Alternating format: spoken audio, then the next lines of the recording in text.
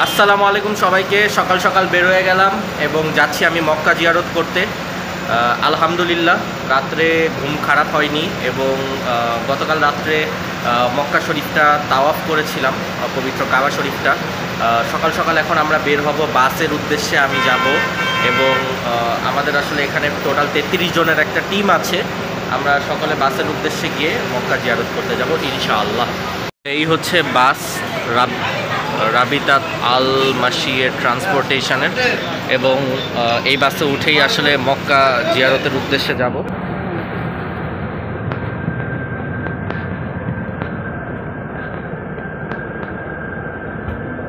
ওঠার পর একটা জায়গা আপনাদেরকে দেখাই, এর আগের ব্লগে আমি এটার কথা বলেছিলাম, সেটা হচ্ছে এখানকার কবুতর চত্বর। তো আপনারা দেখতে পাচ্ছেন এই কবুতর চত্বর এবং অনেক কবুতর এখানে ওঠে। এখন আমরা এসেছি জাবালে সুর পর্বতে।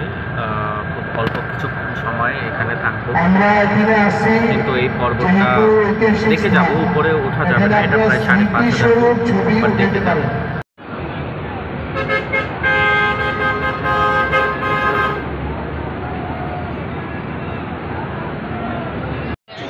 একবারে উপরে একবারে এখানে একটু ফাঁকা দেখা যায় এরকম করে পাথর বিচার এটার মাঝখানে হলো গুহাটা।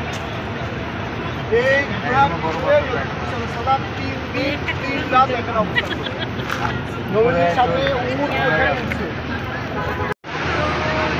আসলে এই কথাটা সত্যি যে আমরা কিন্তু সাহসও করতে পারি না যে প্রায় 5,500 ফুট উঁচু একটা পাহাড়ে আমরা উঠব। কিন্তু জাস্ট আপনারা ইমাজিন করতে পারেন, আমাদের মহানবী হজরত মুহাম্মদ সাল্লাল্লাহু আলাইহি ওয়াসাল্লাম তিনি উট নিয়ে এখানে একদম উঠে গিয়েছেন যখন তার বয়স 50 বছর ছিল। সাথে ছিল হজরত আবু বকর রাদিয়াল্লাহু আনহু।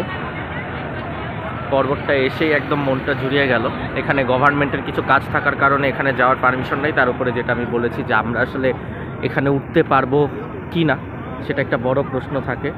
তবে জাস্ট একটা জিনিস চিন্তা করেন যে এই যে মুজিজাগুলো আমাদের কি অদ্ভুত এবং ইসলামের ইতিহাসগুলোও কি অপরূপ, যে আমাদের নবীজি এই গুহায় অবস্থান করেছেন এবং এত সুন্দর এত উঁচু একটা পাহাড়ে তিনি কিভাবে উঠে গেলেন।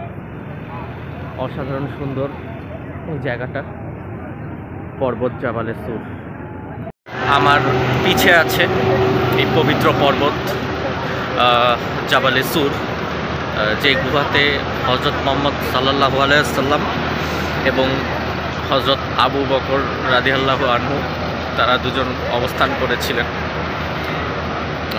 যেটা আমি শুনেছি যে একটি বিষাক্ত সাপ হজরত আবু বকর রাদিয়াল্লাহু আনহুকে যখন দংশন করেন, যন্ত্রণায় নবীজি সেখানেই শুয়েছিলেন, সেই যন্ত্রণায় ওনার চোখ দিয়ে 1 ফোঁটা অশ্রু ঝরে, যেটা নবীজির মুখের উপর যখন পড়ে নবীজির ঘুমটি ভেঙে যায় এবং তিনি ঘুমান্ত অবস্থায় ছিলেন, তার ঘুমটি ভেঙে যায়।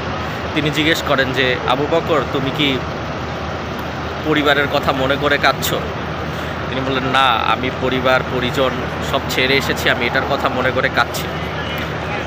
মহানবী সাল্লাল্লাহু আলাইহি ওয়াসাল্লাম তার থুতু মোবারক দিয়ে হযরত আবু বকর রাদিয়াল্লাহু আনহুর সেই দংশনকৃত বিষাক্ত জায়গাটি একটু লাগিয়ে দেয়, সাথে সাথে সেই জায়গার সমস্যার সমাধান হয়ে যায়। সুবহানাল্লাহ।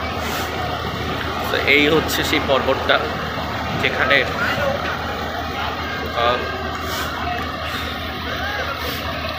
আমাদের মহানবী হযরত মুহাম্মদ সাল্লাল্লাহু আলাইহি ওয়াসাল্লাম 3 দিন অবস্থান করেছিলেন। আল্লাহ আমাদের পরিবারের সবাই যেন আসতে পারে এই জন্য।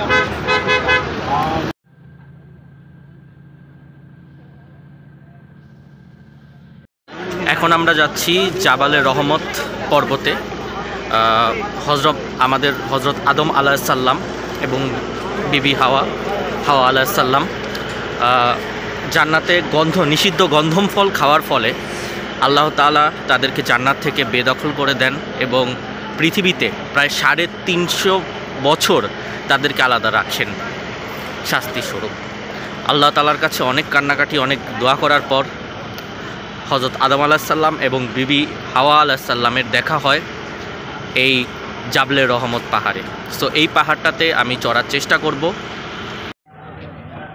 এই সেই জাবলে রহমত পাহাড়, যার কথা আমি একটু আগে বলছিলাম। এবং এখানে উঠতে বেশি সময় লাগবে না, তবে এখনও এখানে কনফিউশনে আছি যে আসলে আজকে উঠবো কি উঠবো না, যেহেতু আজকের দিনে সৌদিতে রোদের তাপমাত্রা অনেক বেশি। তারপরও আমরা প্ল্যান করছি যে কাছ থেকে দেখে সেখানে আমরা দোয়া করব, দোয়া করে আমরা চলে আসবো ইনশাল্লাহ। দেখতে দেখতে জাবালে রহমতের একদম কাছাকাছি চলে আসলাম আমরা, এবং এখানে এসেও খুব ভালো লাগছে। পাহাড়টা একদম অন্যরকম, আপনি সাধারণ দেখায় এরকম পাহাড় আসলে কোথাও দেখতে পারবেন না। এবং এই পাহাড়ের ইতিহাসটা যেটা আমি শুরুতেই বলেছি, আর সত্যি কথা খুব আবেগঘন জায়গা, যেই পাহাড়ের সাথে আমাদের আদি পিতা হজরত আদম আলাহিসাল্লাম, আমাদের বিবি হাওয়া আলাহিসাল্লাম, তাদের একটা ইতিহাস জড়িত। সেই পাহাড়ে আসলে আসলেই বুকটা একদম জুড়িয়ে যায়।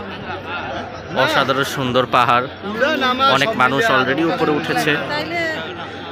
তো খুব ভালো লাগছে এখানে এসে, আসলে অসাধারণ অসাধারণ অসাধারণ একটি জায়গা।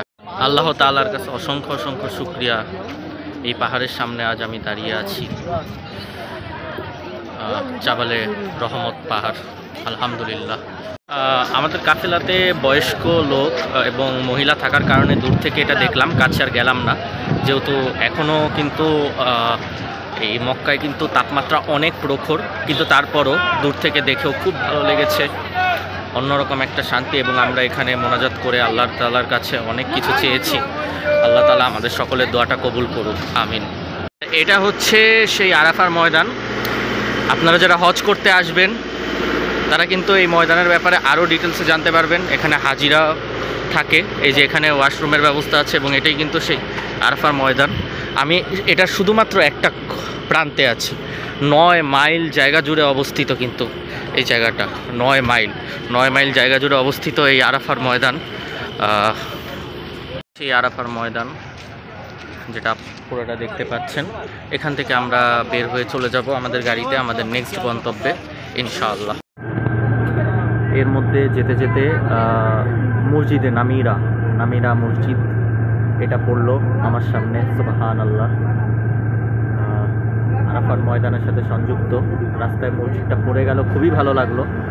অনেক সুন্দর অসাধারণ একটি মসজিদ, এবং আপনার মসজিদটার ইনফ্রাস্ট্রাকচারটা দেখলে আপনারা বুঝতে পারবেন অনেক সুন্দর। এবং আলহামদুলিল্লাহ এই মসজিদটার দর্শনটাও আমার হয়ে গেল। এই রাস্তায় যে গাছগুলো আপনারা দেখতে পারবেন, নর্মালি কিন্তু এটা কিন্তু একটা মরু অঞ্চল, এখানে গাছ হওয়ার কথা না, কিন্তু এখানে গাছগুলো আছে। প্রত্যেক বছর এই গাছগুলোর পিছনে অনেক টাকা খরচ করানো হয়, খুব ভালো একটা অ্যামাউন্ট চায় সৌদি গভর্নমেন্টের। এবং সব কিছুর পরে যে মেইন কথা আমি বলতে চাচ্ছি, এখানে যে গাছগুলো আছে এই গাছগুলার আল্লাহর রহমতে এই গাছের প্ল্যান আমাদের মেজর জিয়াউর রহমান, সাবেক প্রেসিডেন্ট অফ বাংলাদেশ, সাবেক সেনাপ্রধান, ওনারই কিন্তু প্ল্যান ছিল। আল্লাহর অশেষ রহমতে, আল্লাহর কাছে অনেক অনেক শুকরিয়া।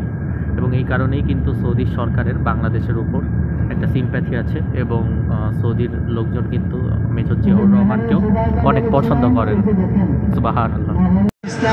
হজের মূল ওয়াজিবগুলোর মধ্যে অন্যতম একটা ওয়াজিব হচ্ছে মুজদালিফায় অবস্থান করা। আমরা এখন এই মুজদালিফা ক্রস করছি। একটু আগে মসজিদটাও দেখিয়েছি যেখানে মহানবী হজরত মুহাম্মদ সাল্লাল্লাহু আলাইহি ওয়াসাল্লাম অবস্থান করেছিলেন।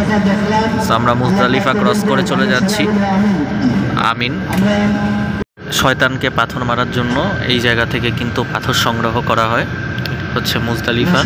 সুবহানাল্লাহ, আলহামদুলিল্লাহ। ডান দিকের যে তাঁবুগুলা দেখছেন এগুলা হচ্ছে মিনার তাঁবু। এখানেও কিন্তু হজের সময় 5 দিন থাকতে হয়, খুব ইম্পর্টেন্ট একটা ম্যাটার এটাও হজের জন্য।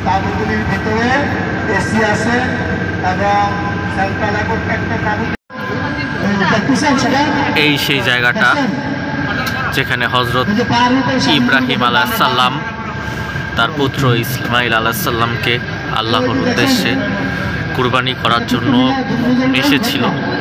দেখবেন একটা ছোট্ট গম্বুজের মতো আছে, ছোট্ট একটা গম্বুজ, এই সেই জায়গাটা। সুবহানাল্লাহ।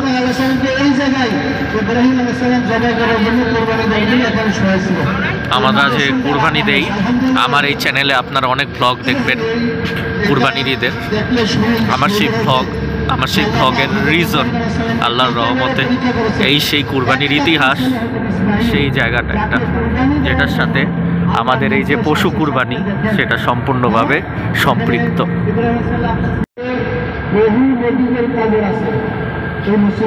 সুবহানাল্লাহ। মসজিদে খায়রের নিচে বহু নবীদের কবর আছে। এই যে শয়তানকে পাথর মারে,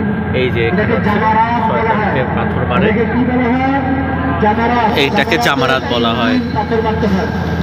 এখানে জামারাতে কুবরা, জামারাতে উস্তা, জামারাতে সুগরা, তিনটা এখানে জামারাত।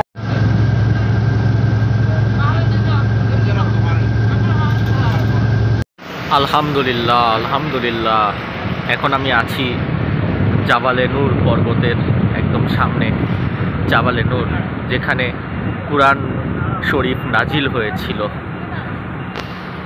আসসালামু আলাইকুম রাহমাতুল্লাহ। আমরা এখন আসছি জাবালে নূর, যেখানে কোরআন নাজিল হয়েছিল। সূরা আলাকের প্রথম 5টি আয়াত নাজিল হয়েছিল। বিসমিল্লাহির রহমানির রহিম, এই সূরাটা। তো এখানে আমরা আসছি, এটার উপরে হচ্ছে আপনার যারা গুহা, যেখানে রাসূলুল্লাহ ধ্যানমগ্ন ছিলেন। এখানেই বিবি খাদিজা, মানে রাসূলুল্লাহ সাল্লাল্লাহু আলাইহি স্ত্রী, তিনি এখানে আসতেন খাবার নিয়ে রাসূলুল্লাহ সাল্লাল্লাহু আলাইহি ওয়াসাল্লামের কাছে। হারাম থেকে হেঁটে হেঁটে সে এখানে আসতেন, মোটামুটি অনেকটা দূর। এই পাহাড় অনেক উঁচু, প্রায় 400 বা 500 ফিট উঁচু। এই উঁচু জায়গাতে যাইতেন, অনেক কষ্ট হইতো, তারপর উনি এখানে যাইতেন। এই হলো আমাদের এই হারা গুহার ইতিহাস, জাবালে নূরে। আল্লাহ তাআলা আমাদেরকে এর উসিলায়, এটা দেখার উসিলায় আমাদের জীবনের গুণাগুলো যেন মাফ করে, অনেক কিছু যেন শিখতে পারি। যতটুকু হুজুরের কাছে শুনলাম, আপনারা ইতিহাস জানতে যেহেতু আশেপাশে অনেক নয়েজ, হেডফোন ইউজ করতে পারেন ফর বেটার কোয়ালিটি। সো এখানে রয়েছে হেরা গুহা, যেখানে কুরআন শরীফের সূরা আলাক নাজিল হয়েছিল, কুরআন শরীফ নাজিল হয়েছিল। ওদের কাছে আমি ক্ষমা প্রার্থী, আসলে আরবি অনেক কিছুতেই আমার এখনো শিখার ঘাটতি আছে। ইনশাল্লাহ আস্তে আস্তে সব কিছু শিখে যাব। তো আছি আর কি। আমাদের কুরআন মাজিদ নাজিল হয়েছিল যেই পাহাড়টা, ওই পাহাড়টার সামনে আছে। আল্লাহ তাআলা এখানে আসার উসিলায় আমার আশেপাশের সবার যে বিপদ আপদ আছে, সবার বিপদ আপদ দূর করে দিন এবং আমাকে ক্ষমা করে দিন। এই এত উঁচু পাহাড়, এখানে আপনি চিন্তা করেন আমাদের নবীজি থাকতেন, তার স্ত্রী বিবি খাদিজা এই এত উঁচু পাহাড়ে 50 বছর বয়সে ওনার জন্য খাবার নিয়ে যেত। জাস্ট একটা জিনিস সবসময় চিন্তা করবেন যে আমাদের যে ইসলামের যারা আছে তারা কতটা কষ্ট করেছেন আমাদের জন্য। আমি সবসময় প্রত্যেক মানুষকে একটা কথা বলি, আপনার যদি অ্যাবিলিটি থাকে তাহলে এই জায়গাগুলোয় আসা কখনো মিস করবেন না। এরকম সুন্দর জায়গা কোটি কোটি টাকা দিয়েও আপনি দেখতে পারবেন না হয়তো। সো ওমরা করতে যারা নিয়ত করেছেন, হজ করতে যারা নিয়ত করেছেন, মহান আল্লাহ তাআলা তাদের নিয়ত সফল করুক। এবং আপনারা যারা নিয়ত করেছেন অবশ্যই চলে আসবেন। আর আমি আবারও ক্ষমা প্রার্থী, আমার যদি কোনো আরবি উচ্চারণে অথবা কোনো উচ্চারণে অনেক ক্ষেত্রে কথা জড়িয়ে যাচ্ছে, যেহেতু নতুন একটা এনভায়রনমেন্টে আছি, এর পাশাপাশি আবেগতাড়িত হয়ে অনেক ক্ষেত্রে কথা একটু আটকে যাচ্ছে, এর জন্য আপনার কাছে ক্ষমা প্রার্থী। কিছু উচ্চারণে ভুল হলে, কিছু আরবি শব্দে ভুল হলে, আমি ওরকম অত বেশি ট্রেন্ড ছিলাম না, এখন আস্তে আস্তে শিখছি আলহামদুলিল্লাহ। সবাইকে অনেক অনেক ধন্যবাদ।